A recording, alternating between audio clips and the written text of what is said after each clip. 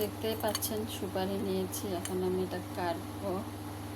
তো পান কিন্তু খাওয়া ভালো না, চায়ের খপ্পরে যারা পড়েছে তারা শেষ।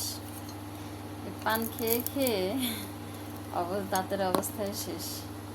তো পানটা খাই এই জন্য যে একটু কাজ করতে সুবিধা হয়, মনে হয় যে পানটা খেলে আমি সবগুলো কাজ করতে পারবো, এই জন্য চা আর পান খাই। তো আপনারা আবার কেউ খায়েন না, চা খান, চা খেতে পারেন, কিন্তু দুধ চা খায়েন না, এটা ক্ষতিকর।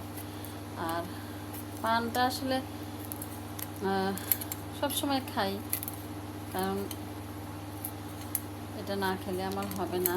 আমি আবার জর্দা খাই না, শুধুমাত্র একটু চুন, একটু মৌরি নেব আর এভাবে খেয়ে নেব। জানি এটা খাওয়া যায় না, তারপরও এটা চিন্তা করতে করতে দেখা যায় 2-3টা পান অলরেডি খেয়ে ফেলছি। একটা কথা আছে না, বুড়ি হইলাম তোরই কারণে। এই পান আর চা আর সংসার করতে গিয়ে আস্তে আস্তে বুড়ি হয়ে যাচ্ছি। দেখেন আমি পান নিয়েছি, চুন লাগিয়ে নিলাম, আর 2টা সুপারি নিলাম। তো ছোটোবেলায় যখন পান খেতাম তখন আর কি বলতাম যে দেখো তো আমার জিহ্বাটা লাল হচ্ছে কিনা, তো এই চুনটা খাইতাম মুখটা লাল হওয়ার জন্য। আর এখন একটু খেয়ে নিচ্ছি। তো আসেন সবাই পান খাই। পান খেতে খেতে চলুন রান্না করা যাক। আপনারা আমার ততক্ষণ পর্যন্ত সাথেই থাকুন, রান্না হওয়া পর্যন্ত, আর আমার ভিডিওটি দেখতেই থাকুন। আমি আলু আর ডিম সিদ্ধ দিয়ে দিলাম। আজকে আমি আলুর ডাল রান্না করব, তো আমার সাথে থাকুন। আলু আর ডিম সিদ্ধ হয়ে গেছে,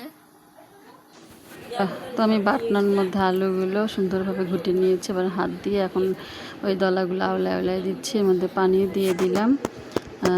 দলার মতো ছিল আলুগুলো, তো পানি দিয়ে এবার চুলায় হাঁড়ি বসিয়ে দিয়ে ডিমগুলো তেল হলুদ লবণ দিয়ে একটু ভেজে নিলাম, হালকা করে লাল লাল করে নিলাম।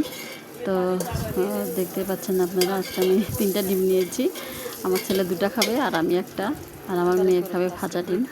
তো ডিমগুলো সুন্দর করে তেলের মধ্যে লাল লাল করে নিলাম। আর এখানে বাটনার ডালের মধ্যে দিয়ে দিচ্ছি জিরার গুঁড়ো, ধনিয়ার গুঁড়ো, কাঁচামরিচ দিয়ে ডিমের মধ্যে দিয়ে সুন্দর করে কষাই নিচ্ছি। আপনারা তখন আমার সাথেই থাকুন।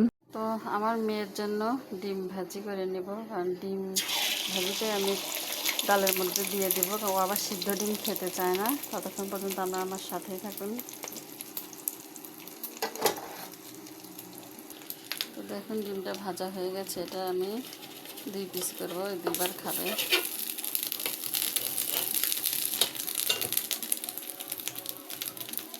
ডিমগুলো ডালের মধ্যে দিয়ে দিলাম। তো দেখুন আমার আলুর ডাল হয়ে গেল। কে কে আলুর ডাল খেতে পছন্দ করেন অবশ্যই কমেন্ট করে জানাবেন। তো এই হলো আমার আলুর ডালের ফাইনাল লুক। তো আমার রান্না শেষ হয়ে গেল। তো কেমন হয়েছে আমার ব্লগ ভিডিওটি অবশ্যই কমেন্ট করে জানাবেন। আজকের মতো আল্লাহ হাফেজ, শুভ দুপুর সবাইকে।